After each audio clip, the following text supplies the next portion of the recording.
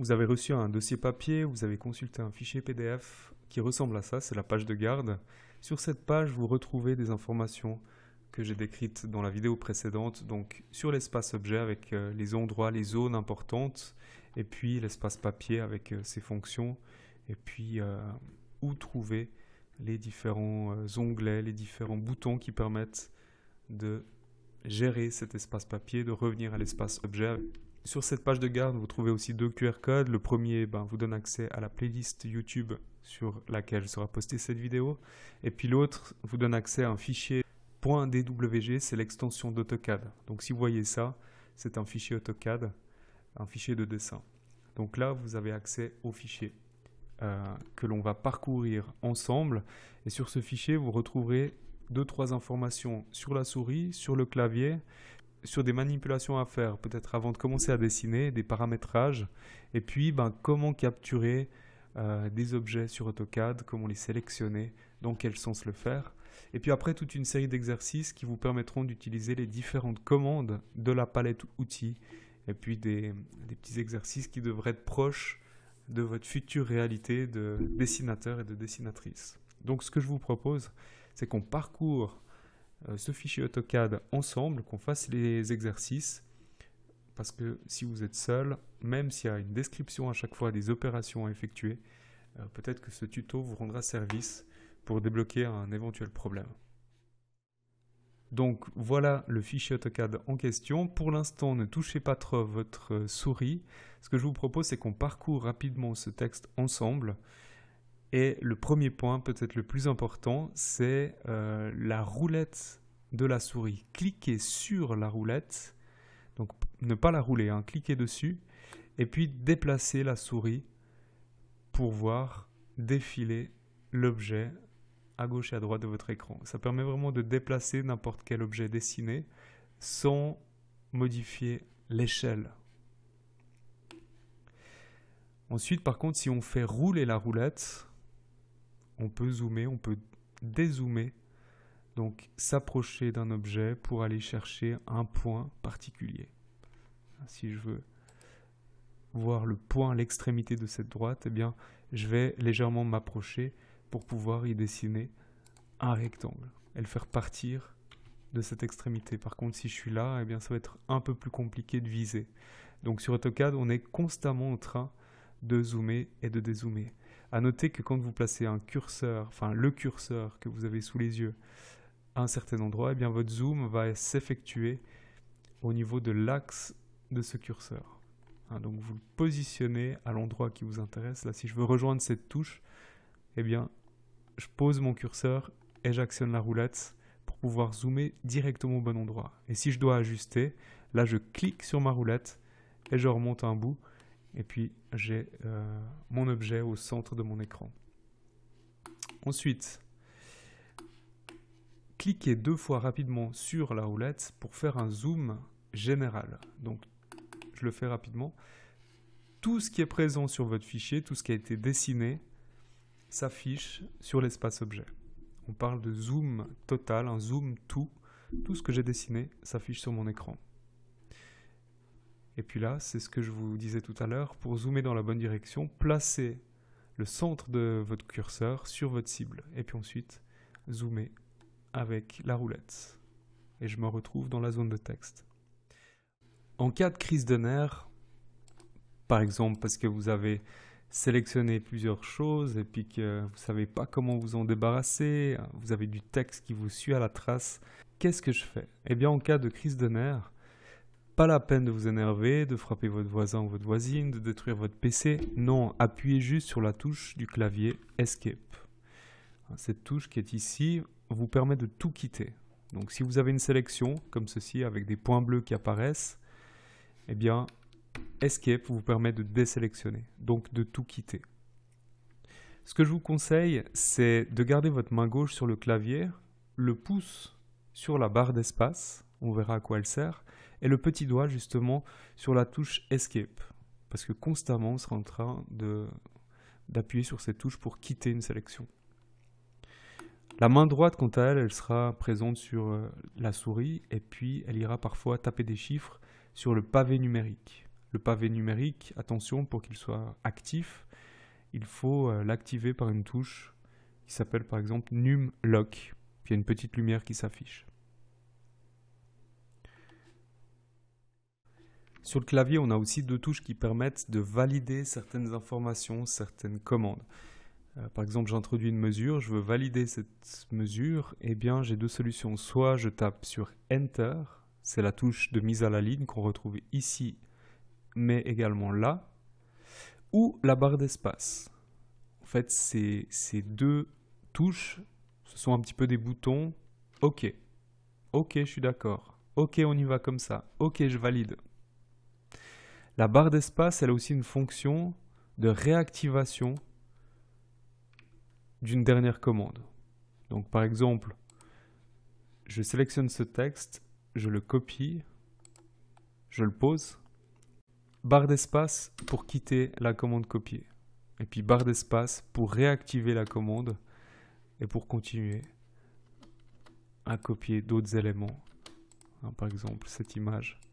Voilà. Sans avoir été chercher la commande copiée, grâce à la barre d'espace, eh bien, j'ai réactivé cette commande.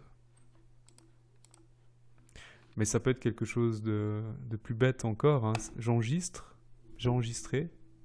Ben, si je tape barre d'espace, eh bien c'est cette commande, cette dernière commande, la commande enregistrée, qui va être réactivée. Donc barre d'espace, c'est vraiment un bouton on-off, c'est activer, désactiver, activer, désactiver. Assez pratique quand on tire des traits de construction. Traits de construction.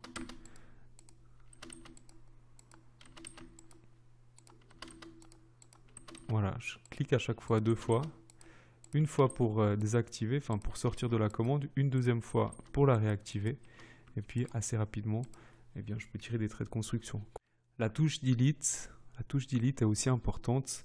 Cette touche, on la retrouve ici et là également, près du pavé numérique. Elle est importante parce qu'elle permet de supprimer un élément.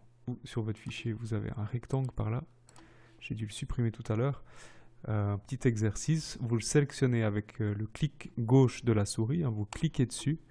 Ce rectangle se sélectionne, il y a des petites poignées bleues qui apparaissent partout. Et bien dans cet état, le rectangle peut être supprimé en tapant sur Delete. Donc là, je clique dessus, Delete, je peux vraiment tout supprimer. Voilà. CTRL Z, hein, c'est les raccourcis habituels. CTRL Z pour revenir en arrière, puis pour faire réapparaître des choses qu'on aurait supprimées par mégarde. On peut aussi évidemment utiliser les flèches retour en arrière ou retour en avant. Quoi d'autre? Enregistrer vos fichiers. Ça tombe bien, on était dans cette zone-là. Juste à côté, vous avez la disquette avec le petit crayon qui vous permet d'enregistrer sous. Donc là, vous avez une petite boîte de dialogue qui apparaît. Vous cliquez toujours là-dessus pour aller chercher votre disque H. Moi, j'ai un disque C parce que je suis à la maison sur mon PC, mais vous aurez ici un disque H qui porte votre nom. Donc, vous choisissez, puis après, à vous d'organiser vos fichiers pour peut-être les organiser par année pour les trier. La palette outils, il est possible que la palette outils ne soit pas dans cette configuration-là. Il est possible que quand vous ouvrez pour la première fois AutoCAD, vous tombiez sur cette palette outils ou celle-ci. Alors vous l'avez vu, pour faire apparaître notre palette outils pour le bois dual, vous venez faire un clic de droite sur la zone sombre ici, et puis vous avez cette petite fenêtre qui apparaît, puis là vous pouvez sélectionner la palette dual. Et c'est là que vous allez trouver ces deux onglets. Un onglet pour faire le plan d'ensemble et un onglet pour faire les détails de construction.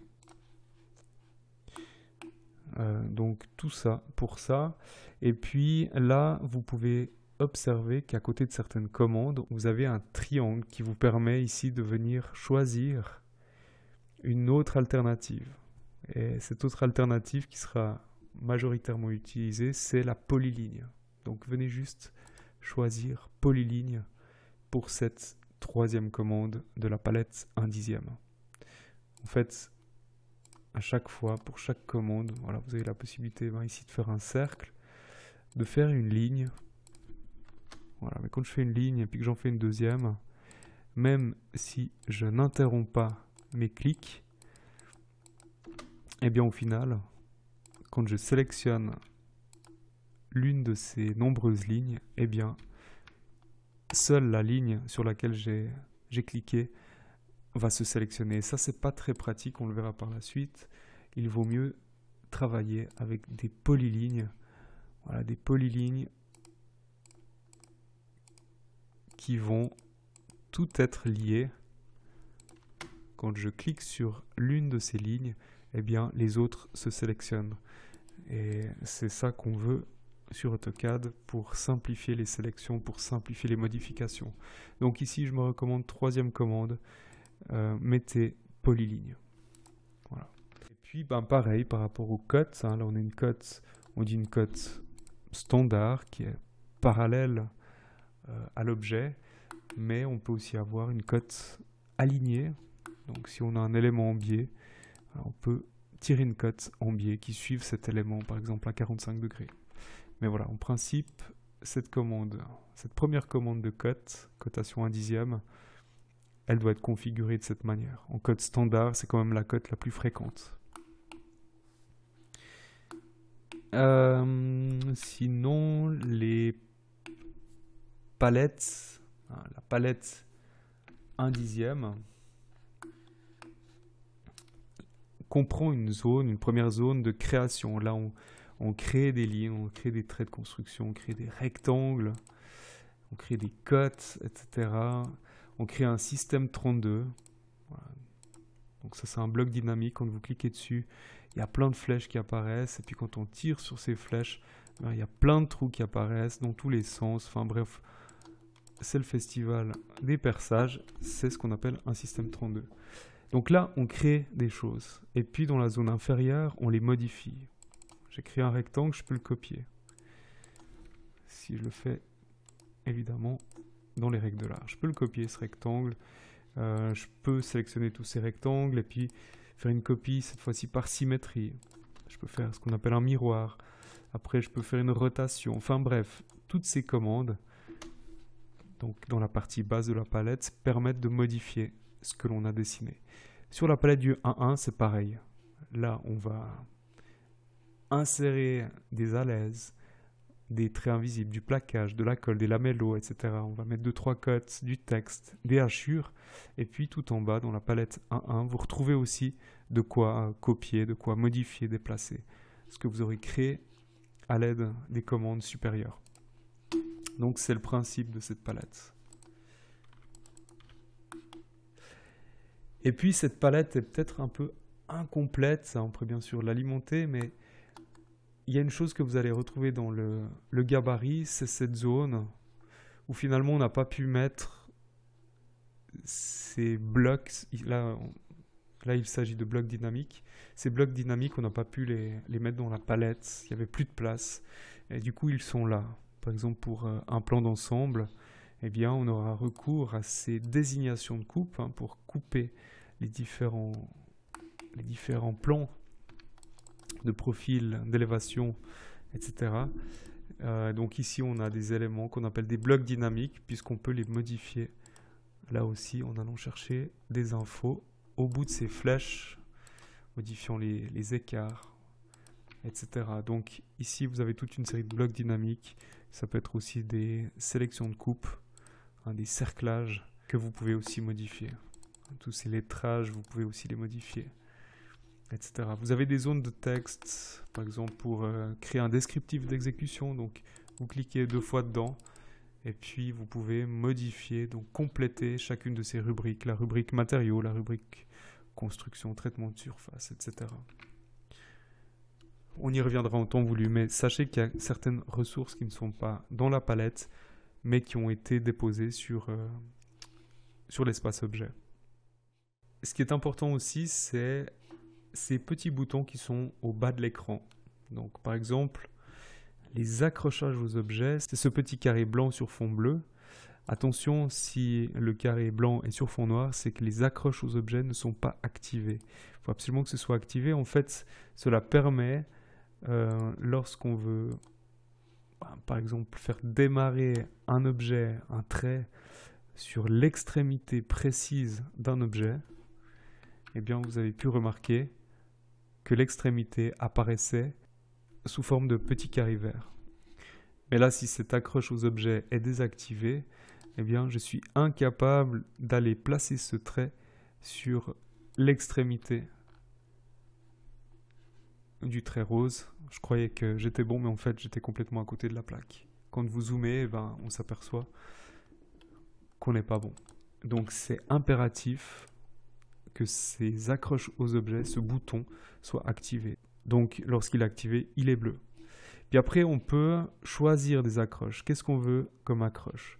Eh bien, ce que je vous conseille, c'est de cocher d'extrémité jusqu'à extension. Sauf erreur, quand vous ouvrez AutoCAD, il y a certaines choses qui ne sont pas activées. On doit être dans cette configuration-là.